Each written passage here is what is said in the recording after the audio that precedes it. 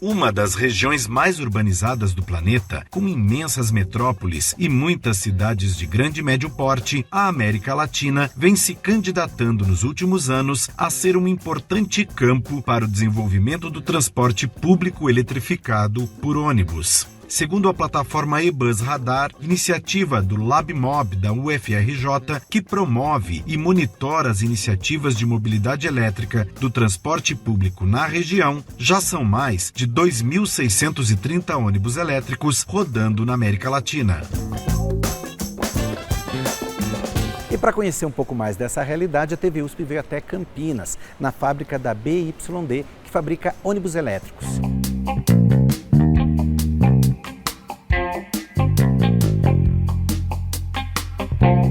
E eu converso agora com o Adalberto Maluf, que é diretor de Marketing e Sustentabilidade. Adalberto, obrigado por nos acolher, nos receber aqui hoje na fábrica da BYD. É um prazer receber a TV USP para falar de eletromobilidade. Agora, fala um pouquinho para a gente sobre esse mercado e sobre as tendências no país e na América Latina. Como é que isso tem sido aceito?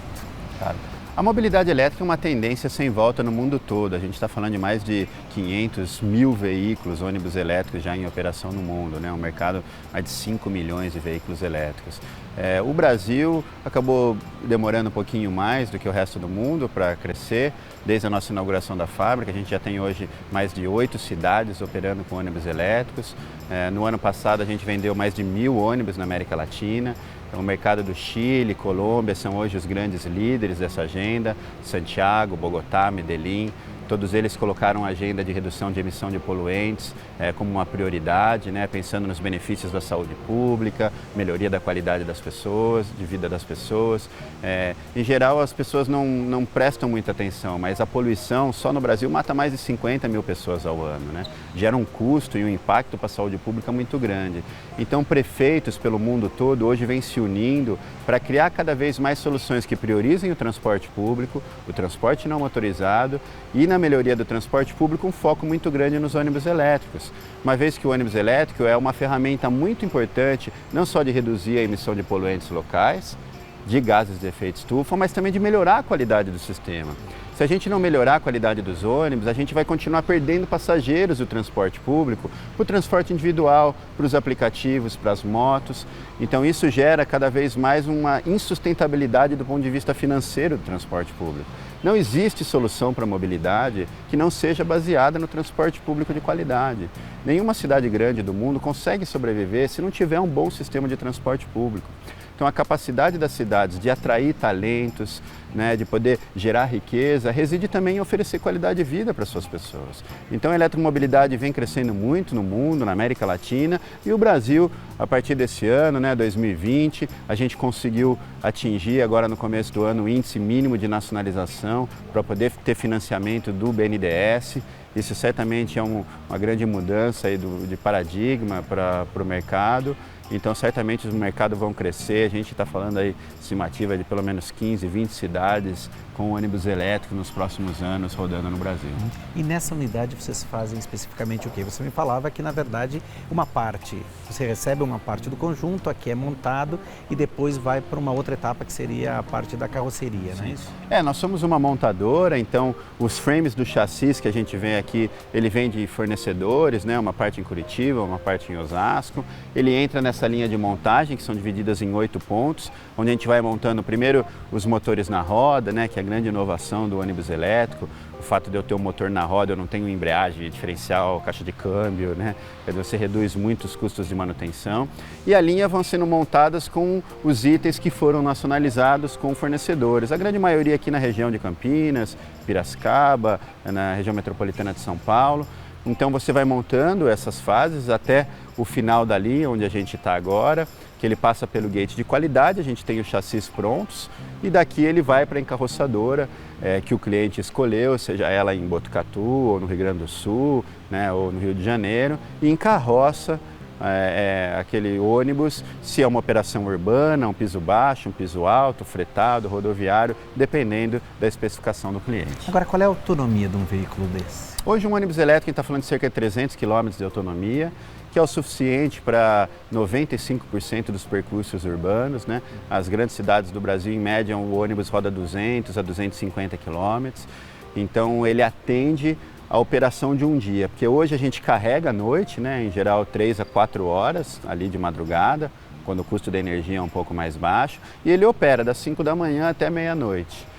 Então, a autonomia hoje ela é suficiente para a operação urbana, também para sistemas de fretados. Aí quando eu vou para os ônibus rodoviários, aí em geral a gente busca uma autonomia um pouco maior, cerca de 400 quilômetros, e tentando soluções que possam de alguma maneira fazer recargas rápidas e poderem ganhar em distâncias um pouco maiores.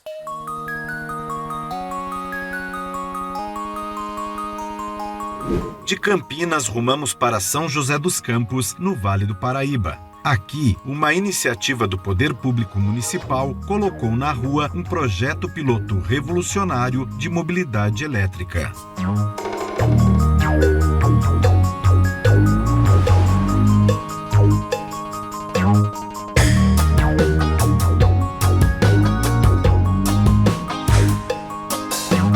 A mobilidade elétrica no transporte público ela vem seguindo algumas etapas aqui na cidade, né? O pano de fundo de tudo isso é a descarbonização. Então, para a gente conseguir avançar na descarbonização dos sistemas de mobilidade da cidade, a gente tem algumas soluções, algumas diretrizes, né? Então, a primeira coisa que a cidade fez é investir em calçadas, né? Porque a gente precisa, do processo de descarbonização, reduzir a quantidade de utilização de transporte individual, o automóvel. Então a gente investiu bastante em calçada, a gente está encaminhando agora, nas próximas semanas, uma nova lei, a gente está chamando de Calçada Segura 4.0, e isso ajuda a proporcionar outros meios, né, outras possibilidades de deslocamento para as pessoas. Em paralelo, a gente fez um investimento na iluminação pública. Então hoje 100% da iluminação pública da cidade é por lâmpadas a LED. Isso tem a ver com a questão do caminhar, porque proporciona mais segurança, então você tem uma calçada mais adequada e um ambiente público mais seguro para as pessoas caminharem. Fora as questões de eficiência energética que a gente começou a trabalhar nessa época.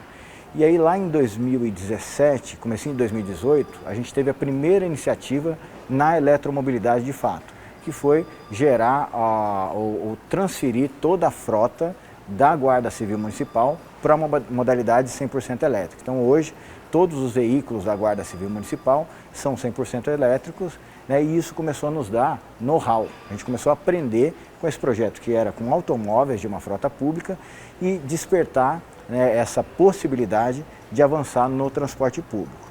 E aí ao longo desse processo, o que aconteceu, né? Qual que é a grande dificuldade de implementar uma eletromobilidade no transporte público? São os engessamentos dos contratos de concessão. É um serviço público que geralmente ele é concedido, ele não é prestado diretamente pela administração, então passou, né, num primeiro momento, por essa adequação jurídica para permitir que, no caso aqui de São José, o modelo mais viável foi a prefeitura fazer o investimento nos veículos, né? Então foi aí que começou todo esse processo, seguindo essa rota de descarbonização, culminando aí na eletrificação da frota do sistema de transporte público. Do ponto de vista de benefício, a gente tem vários. Primeiro, né, e o indiscutível, mais óbvio deles é o impacto no meio ambiente, né, que ele é altamente reduzido, né, com poluição zero, com emissões zero. Mas também para a população que circula, né, que usa esses veículos, porque ele é um veículo muito mais confortável, né, principalmente por conta da questão do ruído. O diesel ele gera um ruído que ao longo do tempo isso pode causar um incômodo, causa algumas doenças e tal. E para o próprio operador, né, os funcionários, os motoristas que conduzem esses veículos também têm um ambiente muito menos agressivo do ponto de vista de conforto mesmo no desempenho do seu trabalho. Eu até fiz uma reportagem, né, anos atrás em relação aos TREs, né? E eu até tenho essa matéria. A gente, se eu não me engano, a gente estava em segundo, a gente perdia só para os controladores de voos, né, em termos de estresse. E com esse carro, com essa tecnologia, aí a coisa muda. Né? Você trabalha aí 8, que é a carga de hora de um coletivo urbano, né, até com as horas extras e tranquilo. No final do dia, tá tranquilo, sem estresse, né? Ele não tem aquele desgaste por ser todo lacrado conforme o ar-condicionado eu disse. além do áudio dele, você não tem os ruídos externos também. Então é o máximo, tá? Né? Veio para dar um conforto pro condutor mesmo. Que outras vantagens um veículo desta natureza traz para o sistema de transporte público? Quem responde a essa pergunta é Cássio Urano, diretor operacional de Trânsito e Transporte da Secretaria de Mobilidade da cidade de São José dos Campos. De imediato é a facilidade que a gente tem do motorista operar um carro desse. Ele é um carro inteligente, então tem muita tecnologia embarcada e o motorista basicamente ele só dirige, porque qualquer eventualidade que aconteça com o carro, ele vai ser notificado no painel, né? E sem falar também na facilidade que o carro tem, com o recurso tecnológico que ele tem, o nosso carro é articulado. Ele tem controle de tração, ele tem um controle da sanfona para não dar o L, e diferentemente dos carros articulados convencionais, que ainda não tem essa tecnologia embarcada nesse tipo de carro. O sistema de carga do carro elétrico ele é muito simples, né? Então aqui nós temos um carregador, ele tem 2 pistolas que simultaneamente são conectadas ao veículo. O tempo médio de carga de cada carro desse é no máximo de 3 horas e meia. A autonomia de um ônibus desse é em torno de 250 quilômetros. E a parte mais interessante é que com esse processo a gente tem conseguido fazer todos os atendimentos operacionais na rua, né, nesse teste que a gente está fazendo. E a bateria tem suportado aí rodar. A nossa programação é em torno de 180 km dia, 150, e a gente tem conseguido, com uma carga somente, não ter a necessidade de trazer o ônibus aqui para recarregar ou fazer a troca. Então a autonomia do carro é muito boa, até porque ele regenera na própria operação. Isso é lógico que depende muito da condução do motorista, né? Porque tem que se levar em consideração também, mas os motoristas aqui foram treinados pelo fabricante.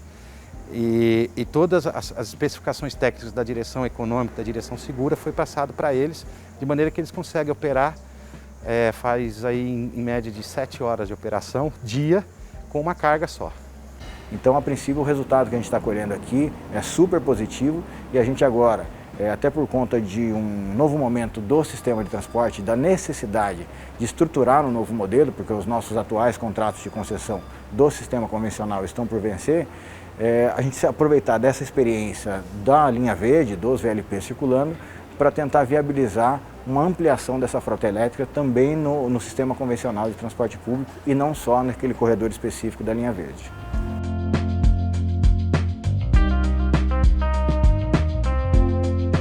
Quais são as perspectivas para o setor no Brasil e na América Latina nos próximos anos? Olha, a perspectiva é muito positiva, né? A gente teve na América Latina não só cidades do Chile, Colômbia, mas a própria Argentina, Equador, Peru, implementaram as primeiras frotas entre 2018 e 2019. A Prefeitura de Santiago anunciou metas ambiciosas, de Bogotá também. No Brasil, a Lei do Clima de São Paulo, ela foi uma lei muito bem feita, pensando a sustentabilidade da região metropolitana como um todo. Então, a Lei do Clima de São Paulo prevê a redução de 10% de poluentes por ano, né? A nova concessão que foi assinada no final de 2019. Então, a gente acredita que São Paulo, em poucos anos, vai se tornar no maior mercado de ônibus elétricos da América Latina. A gente tem exemplos muito positivos, como aqui na cidade de Campinas, que colocou incentivos na própria nova concessão. Os corredores exclusivos de ônibus serão com ônibus elétricos, a região central da cidade com ônibus elétricos. A gente tem várias iniciativas, seja Brasília, Volta Redonda, aqui no interior de São Paulo mesmo, né? Bauru, Santos, Maringá, várias cidades onde os prefeitos, com o objetivo de reduzir a emissão de poluentes e também melhorar a qualidade do sistema, vem de alguma maneira remodelando o modelo de remuneração das tarifas para permitir com que os elétricos possam operar sem que a tarifa tenha que ser aumentada.